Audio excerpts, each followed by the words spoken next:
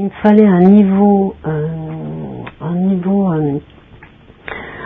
4 pour rentrer en formation de formateur, donc c'est pour ça que j'ai fait ma première validation. Et ensuite, j'ai fait une validation en technique en gestionnaire de paye pour pouvoir donner des cours à des BTS. Sinon, j'aurais pas pu, j'avais pas le niveau technique suffisant. J'ai rempli un dossier pour la direction départementale du travail, où là j'ai bien mis tout ce que j'avais fait, jusqu'à la petite chose qui contenait quelque chose qui avait rapport avec le métier.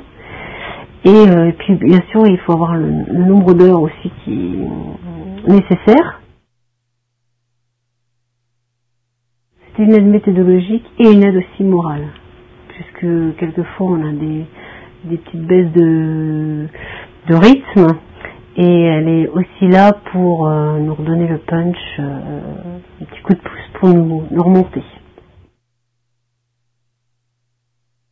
Comme on est en situation professionnelle, on est vraiment, c'est pas à l'école, c'est vraiment notre métier, donc on sait le faire, donc on arrive à passer outre tout ce qui peut nous mettre des freins. Ils m'ont surtout posé aussi des questions sur ce que je faisais depuis et sur ce que j'avais envie de faire après grâce au titre. Donc moi je suis devenue formatrice et donc j'aurais bien expliqué que mon titre de gestionnaire de paye c'était quand même un plus pour mon métier. C'était un âge charnière, donc arrivé à 40 ans, quand surtout que moi j'étais licenciée, donc on se pose toujours des questions et c'est vrai que ça m'a redonné l'envie de vivre, l'envie de travailler. En plus j'ai changé de métier, donc ma vie a complètement évolué et je suis complètement épanouie.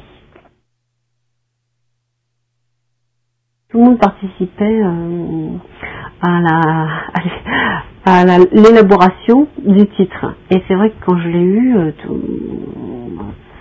c'était la joie dans la maison, quoi.